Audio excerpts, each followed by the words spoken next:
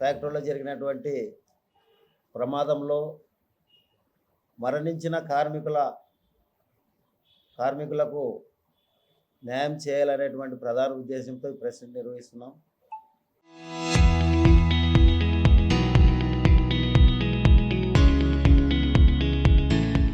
ఉద్దేశపూర్వకంగానే కేంద్ర రాష్ట్ర ప్రభుత్వాలు ఈ విశాఖ ఉక్కుని ప్రైవేట్ పరం చేయాలనే ఉద్దేశంతో గతంలోనే కార్మిక సంఘాలు ఈ ఫ్యాక్టరీలో పనిచేస్తున్నటువంటి కార్మికులకు సంబంధించి పనిచేసే ప్రదేశాల్లో సేఫ్టీ మెథడ్స్ లేవని చెప్పేసి, దీనికి సంబంధించి భద్రత ఏర్పాట్లు చేయాలని చెప్పేసి, పాత యంత్రాలని మార్చాలని చెప్పేసి మరి అనేక సార్లు కేంద్ర రాష్ట్ర ప్రభుత్వాలకు వినతి పత్రాలు ఇచ్చినప్పటికీ ఈ ఉద్దేశపూర్వకంగా నిర్లక్ష్యం చేయడం వల్లే ఈ దుర్ఘటన జరిగింది. దీనికి ప్రభుత్వమే బాధ్యత వహించాలని చెప్పేసి కార్మిక సంఘాలుగా మేము డిమాండ్ చేస్తున్నాం.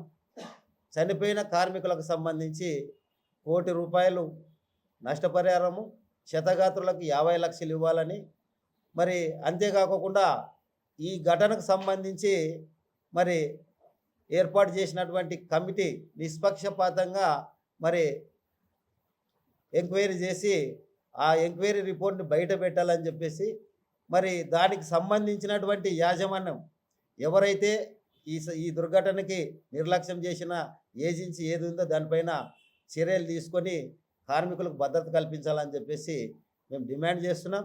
ప్రధానంగా ఈరోజు విశాఖ ఉక్కుకు సంబంధించి ఉద్దేశపూర్వకంగానే కేంద్ర రాష్ట్ర ప్రభుత్వాల నిర్లక్ష్యం వల్ల మరి రోజుకి కార్మికుల సంఖ్యను తగ్గిస్తూ అక్కడ ఉన్నటువంటి కార్మికుల భద్రతకు సంబంధించి నిర్లక్ష్యం చేస్తూ ఈరోజు మరి పక్కనే ఉన్నటువంటి ప్రైవేట్ స్టీల్ ఫ్యాక్టరీకి సంబంధించి రాష్ట్ర ముఖ్యమంత్రి మరి చంద్రబాబు నాయుడు గారు ఆయన ఈ ప్రైవేటు సంస్థకి స్టీల్ ఫ్యాక్టరీకి సంబంధించి గనుల కోసము కేంద్ర ప్రధానమంత్రిని కలుస్తున్నాడు. కానీ మరి ప్రభుత్వ రంగమైనటువంటి విశాఖ ఉక్కు ఆంధ్రులు అక్కడి నినాదంతో మరి అనేక మంది ప్రాణాలు బలిదానంతో ఏర్పడినటువంటి ఈ పరిశ్రమని కాపాడుకోవడానికి మరి సొంత గనులు ఏర్పాటు చేసే దాంట్లో కానీ, అదేవిధంగా మరి కేంద్ర ప్రభుత్వం ప్రకటించినటువంటి ₹11,400 కోట్ల సంబంధించినటువంటి నిధులకు సంబంధించి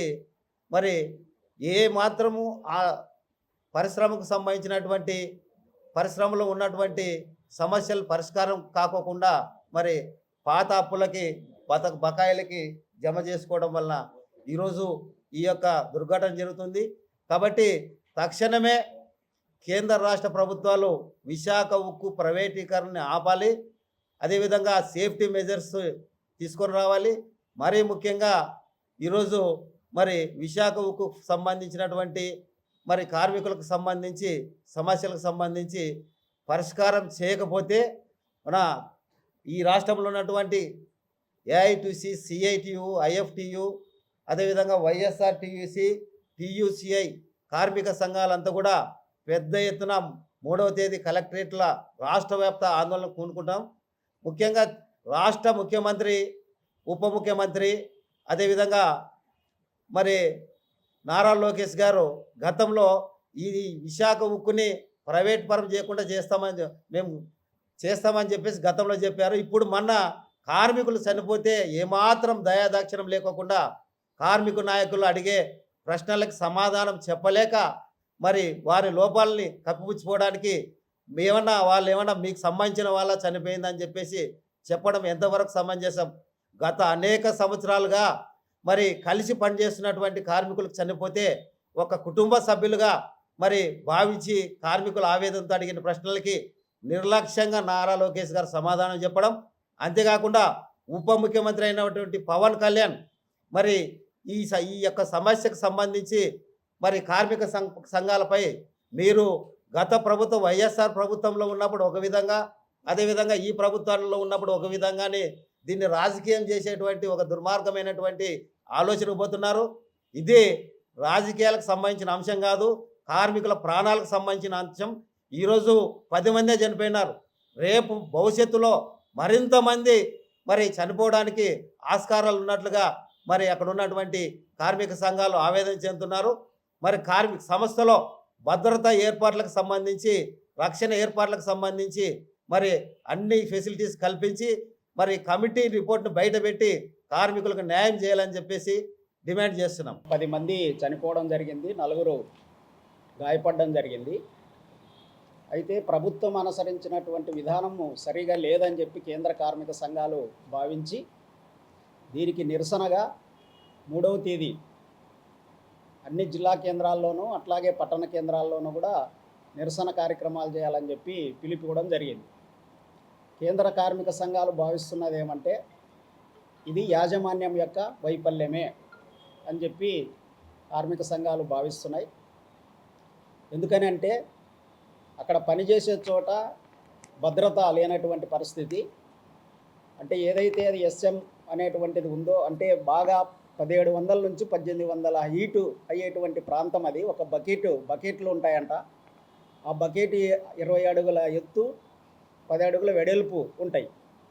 దానికి భద్రతా వైఫల్యం ఏమంటే ఆ బకెటుకి ఒక ప్లేట్ వేయాలి.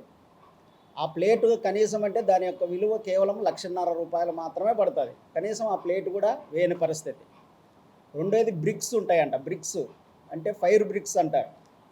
ఈ ఫైర్ బ్రిక్స్ని బకెట్ని 2 సార్లు వాడిన తర్వాత ఫైర్ బ్రిక్స్ని మళ్ళీ టెస్ట్ చేయాలి. కానీ అది టెస్ట్ చేసేటువంటి ఏదైతే డిపార్ట్మెంట్ ఉందో డిపార్ట్మెంట్ని రద్దు చేసినారని చెప్పి తెలుస్తుంది. అట్లాగే 5 మంది ఉండి పనిచేయాల్సిన చోట 3 మాత్రమే ఉంటున్నటువంటి పరిస్థితి ఉంది. అంటే ఇప్పటికే మనకి తెలుసు స్టీల్ ప్లాంట్లో 12,000 మందిని తొలగించారు. 2,001 మంది పనిచేయాల్సినటువంటి చోట, అంటే ఇప్పుడు ఎక్కడైతే ఇది జరిగిందో అక్కడ 2,001 మంది పనిచేయాల్సిన చోట 700 మాత్రమే పనిచేస్తున్నారు. అంటే ఆ రకంగా మ్యాన్ పవర్ని తగ్గించినారు. అట్లాగే ప్రమాదాలు జరిగినప్పుడు మనకందరికీ తెలుసు అంబులెన్స్ ఉంటాయి. కానీ అంబులెన్స్ ప్రతి డిపార్ట్మెంట్లో పెట్టాలి. కానీ 2 డిపార్ట్మెంట్లకు కలిసి ఒకటి ఉండడం వల్ల కూడా అది నష్టం జరిగింది. అంటే ఎప్పుడు ఏం జరుగుతుందో తెలియదు. కాబట్టి ఆ డిపార్ట్మెంట్ నుంచి ఈ డిపార్ట్మెంట్కి వచ్చే లోపల ఈ ప్రమాదం ఘోరంగా జరిగిపోయినటువంటి పరిస్థితి ఉంది. అట్లాగే ఈ ప్రమాదం జరగడానికి ఇంకొక ప్రధానమైన కారణం వాడుతున్నటువంటి మెటీరియల్. అంటే లైమ్ స్టోను అట్లాగే ఫెర్రో సిలికాన్ అని చెప్పి వాడతారు, వేడి చేస్తారు. దాంట్లో వాడేటువంటి సిలికాను ఏదైతే ఉందో నాసిరకం వాడుతున్నారు. దీనికి ప్రధానమైన కారణము పై స్థాయిలోనే అధికారులు కొల్లిడు అవుతున్నారు, అంటే అవినీతికి పాల్పడుతున్నారు అనేటువంటిది విచారణలో తెలిసినటువంటి అంశం. అంటే ఏదైతే ఒక సంస్థ ఉంది, ఓజా అనేటువంటి సంస్థ దీన్నంతా కూడా సప్లై చేసేటువంటి పరిస్థితి, అక్కడే ఇది అంతా కూడా జరుగుతుందనేటువంటి విషయము ఈరోజు మన కార్మిక సంఘాలుగా చెప్పడం అనేటువంటిది జరుగుతుంది. కాబట్టి ఈ రకంగా 2 కారణాలు, ఒకటి భద్రతా వైఫల్యము, రెండోది వాడేటువంటి నాసిరకమైనటువంటి సిలికాన్ కానీ అవన్నీ వాడడం అనేటువంటిది కూడా రెండవ వైఫల్యం అనేటువంటిది ఈ సందర్భంగా మనము గుర్తుపెట్టుకోవాలి. ఇక రెండవ అంశము జరిగిన తర్వాత ప్రభుత్వం అనుసరించినటువంటి విధానం. అంటే ఆ సంఘటన జరిగిన రోజు అర్ధరాత్రి 11 గంటలప్పుడు కేంద్ర మంత్రి కుమారస్వామి వచ్చాడు, 25 లక్షలు ప్రకటించాడు. తర్వాత కేంద్ర ప్రభుత్వం 2 లక్షలు ప్రకటించింది. కానీ మనకందరికీ తెలుసు, మనకు ఆల్రెడీ ఒక విధానం ఉంది. ఎల్జీ పాలిమర్స్లో చనిపోయిన వాళ్ళకి ఆ రోజు అది ప్రైవేట్ సంస్థ అయినా ప్రభుత్వమే ₹1,00,00,000 ప్రకటించింది. అట్లాగే ఇంకొక ఎసెన్షియల్ దాంట్లో చనిపోయినప్పుడు కూడా ₹1,00,00,000 ప్రకటించింది. కానీ ఇది సంస్థ ఉండి ₹1,00,00,000 ప్రకటించలేదు. సంస్థ ప్రకటించకపోగా కనీసం రాష్ట్ర ప్రభుత్వమైనా ప్రకటించాల్సిన పరిస్థితి ఉంది. ప్రకటించకపోగా వాళ్ళు చెప్పేది ఏమంటే ఒక్కొక్కరికి ₹1,00,00,000 వస్తున్నాయని చెప్పి నారా లోకేష్ గారు కానీ పవన్ కళ్యాణ్ గారు కానీ వచ్చినప్పుడు చెప్పారు. ఎట్లా వస్తున్నాయి? వాళ్ళు దాచుకున్న డబ్బులు, వాళ్ళ ఈఎస్ఐ డబ్బులు, లేదా పిఎఫ్ డబ్బులు, ఇవి మాత్రమే వస్తాయి. అవి కూడా అందరికీ రావనేది ఇప్పుడు మనకు తెలిసిన అంశం. ఒక్కరికి మాత్రమే 1,42,00,000 వస్తాయి. అందులో మిగిలిన వాళ్ళకి, తక్కువ వాళ్ళకంటే 44 లక్షలు మాత్రమే ఒకరికి వచ్చేటువంటి పరిస్థితి ఉంది. కాబట్టి ఈ విషయంలో కూడా ప్రభుత్వం సరైన విధానం అనుసరించలేదు. రెండోది, వాళ్ళు అనుసరించిన పద్ధతి కూడా సరిగ్గా లేదు. నారా లోకేష్ కామెంట్స్ మనమంతా కూడా చూశాం. ఏం చెప్పాడు? మీ కుటుంబ సభ్యులు ఏమైనా చనిపోయినారా అని చెప్పి కార్మిక సంఘాల పైన విరుచుపడినటువంటి పరిస్థితి ఉంది. దీన్ని తీవ్రంగా మేము కార్మిక సంఘాలు ఖండిస్తున్నాం. కార్మిక సంఘము అంటే ఏమి? కార్మికుల కోసం పాటుపడే సంఘం. వాళ్ళ సమస్యల గురించి చెప్పనిపోయినటువంటి వాళ్ళ మీద ఆ రకంగా మాట్లాడడం సరైనది కాదు అనేటువంటి విషయం కూడా మనం ఈరోజు చెప్పదలుచుకున్నాం. మూడవది, ఈరోజు ప్రభుత్వం అనుసరిస్తున్నటువంటి విధానం అంటే దాన్ని ఫ్యాక్టరీని పరిశీలన చేసి టెస్ట్ చేసి గతంలోనే 2010-17 మధ్యలో 646 లోపాలు ఉన్నాయని చెప్పి సేఫ్టీకి సంబంధించిన అధికారులు చెప్పినారు. అవేమీ రెక్టిఫై కాలే. ఈ సంఘటన జరిగిన తర్వాత పోయిన తర్వాత వాళ్ళు పరిశీలన చేసి చెప్పింది కూడా అదే. గతంలో ఏవైతే మేము చెప్పామో ఆ లోపాలు సరిచేయపడలేదు, మళ్ళీ జరిగింది అని చెప్పి. అంటే భద్రతా లోపం అనేటువంటిది బాగా ఉంది. అంటే లేబర్ కోడ్స్ రాకముందే ఈ రకంగా ఉంటే భవిష్యత్తులో ఇంకెట్లుంటుందో అర్థం కాని పరిస్థితి ఉంది. అందుకని భద్రతకు సంబంధించిన చర్యలు తీసుకోవాల్సినటువంటి అవసరం ఉంది. మూడోది, ప్రభుత్వ విధానంలోనే ఉంది. 2021లో ఏదైతే మానిటైజేషన్ ఆఫ్ పైప్ లైన్ అనేటువంటి పేరుతో కేంద్ర ప్రభుత్వము ప్రైవేటు అంటే ప్రభుత్వ రంగ సంస్థలని నిర్వీర్యం చేయాలనుకుంటున్నదో అందులో భాగమే ఇది జరుగుతుంది. అంటే ఈజీ ఆఫ్ డూయింగ్ బిజినెస్ పేరుతో పెట్టుబడిదారులకు లాభాలు చేకూర్చే పద్ధతిలో తప్ప కార్మికుల యొక్క భద్రతని పట్టించుకోవడం లేదు. అందులో భాగమే దానికి సంబంధించినటువంటి భద్రత లోపం కానీ లేదంటే కార్మికుల్ని తగ్గించడం కానీ చేస్తున్నది. అందుకని ఇవన్నీ సరిచేయాలని చెప్పి మనము కేంద్ర కార్మిక సంఘాలుగా డిమాండ్ చేస్తున్నాం.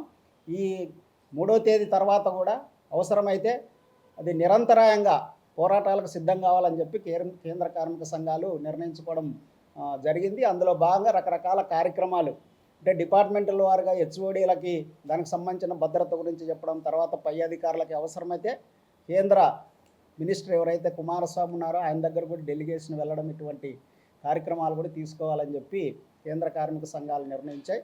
అందులో భాగంగా జిల్లాల్లో రేపు 3వ తేదీ ఈ కార్యక్రమాలు నిర్వహిస్తున్నాం.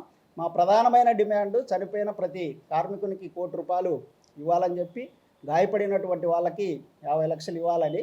ఇంట్లో కుటుంబంలో ఉద్యోగం అనేది జనరల్గా అది ఎప్పుడు జరుగుతున్నది, అది ఇస్తారు. అది దానికంటే ముందు ఇది. అట్లాగే భద్రతా లోపాలు సరిచేయాలి. అట్లాగే దీన్ని ప్రైవేటేషన్ కాకుండా కార్మికుల్ని ఎవరైతే కార్మికులను తొలగించినారో వాళ్ళందరినీ విధుల్లోకి తీసుకోవాలి అనేటువంటి డిమాండ్తో ఈరోజు కేంద్ర కార్మిక సంఘాలు ఈ కార్యక్రమాన్ని పిలిపివ్వడం అనేటువంటిది జరిగింది.